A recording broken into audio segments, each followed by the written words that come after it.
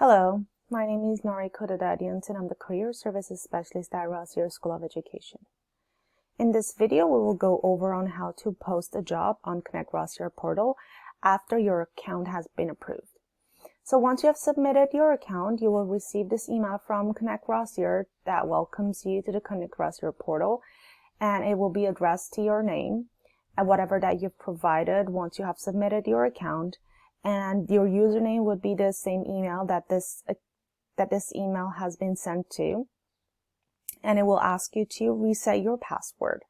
You will only have 24 hours after this email has been sent to create a password, and if you have passed this deadline, please contact the connectRossier administrator to reset this timeline for you. This email will explain how to log into connectRossier, how to click on jobs, and how to post a position, but in this video we'll go over in details on that process. But please keep this email handy so that you can refer back if you forget any of the instructions. And please contact the phone number provided if you have any other problems or you need any instructions. So now let's click on Set Password, and it'll direct you to the connectRossier portal, and will ask you to set a strong password for this portal, which I'll go through the process really quickly. As you see, the password that I'm setting up is weak, and it will not allow me to create an account, but I will fast forward the process. So once you've landed on the home page, it will have a couple of announcements or a couple of information about your account, and it'll ask you to go to your profile and verify all the information that's correct. This will be for another video, but now I will just go over the jobs portal and try to post a new position.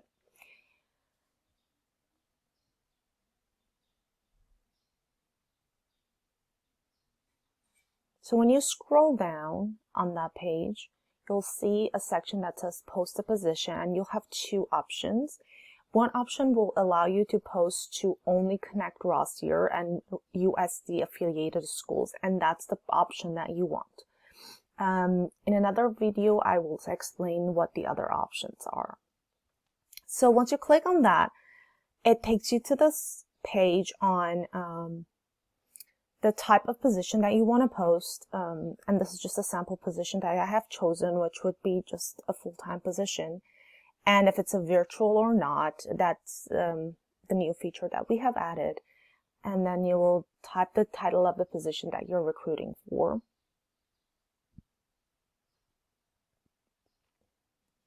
And the job functions are if it's in education, if it's post-secondary, but it could be also more than just one. It could be either administrative, or it could be just management. It could be some other functions, but I have just chosen that one.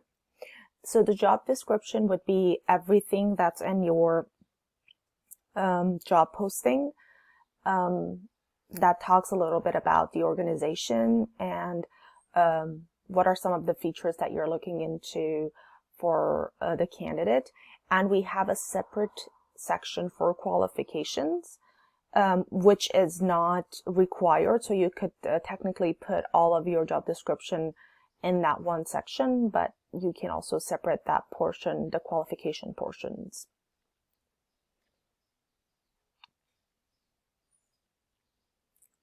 This will help students to verify if they are actually qualified for the position.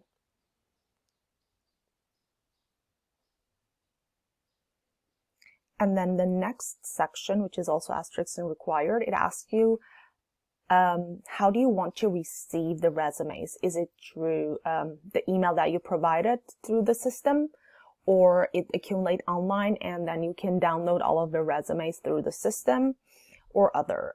You will specify.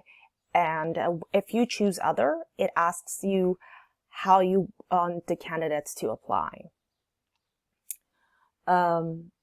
If you choose other, you have the option to providing an alternative email for the candidates to apply, or a link directly to your website if you want all candidates to apply through just one portal, or any other means that you would like your applications to go through. And that's the other option is for.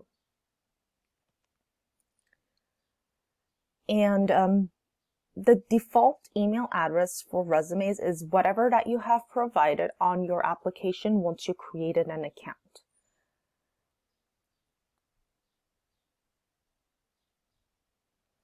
So additional documents would be anything additional to resume. And if it's a cover letter, you would also choose if it's required or not. The display contact information to students is if you choose the contact information that you've provided once you created your account to be visible to students who are choosing to apply for your positions. If you uncheck the button, it would not be clear. And as you know, our expiration date for our positions is just 1 month, and you will be notified if you want to extend your application. And the question for desired to work authorization is for international students. If your organization is actually offering a work authorization for international students, and please make sure that you answer that question as well. And desired start date could be just the date that you have posted the position, which would mean immediately, or you would have a specific start date, which I have entered in specific start date in this instance. And the duration could be, these are not required options, but I would highly recommend that you complete these because it'll help students to make decisions if they want to apply for this position. If it's a contract position, I would highly recommend that you state that in the duration section. Salary level could be negotiable, but if there is a range available, I would also highly recommend that you put the range there. And the approximate hour per week, if you have already mentioned that it's a full-time appointment there, you don't need to mention anything here. But if it's part-time, and I would highly recommend that you mention if it's 20 hours, 15 hours, or 10 hours. And a travel percentage would be helpful for students to know that how much travel they are actually doing throughout the work time. And the class level would be, if it's required, and you would mention who are the student population that you would willing to target, and the class population that you're not checking will be excluded from this job application. So when they see this job application, they would see that they are not qualified. So if you want this application to go to all students, so you want a wider pool of applications, I would recommend that you check all students. And the desired skills are the ones that you could just input, the ones that are very important for you. And students will be able to see if they have those. And the location is also required.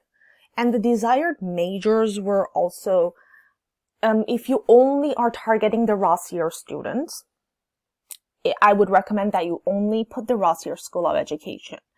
But if you do want this job application to go to all Rossier schools, in addition to Rossier School of Education, I would recommend that you post this for USC Career Center, and that will go to all schools.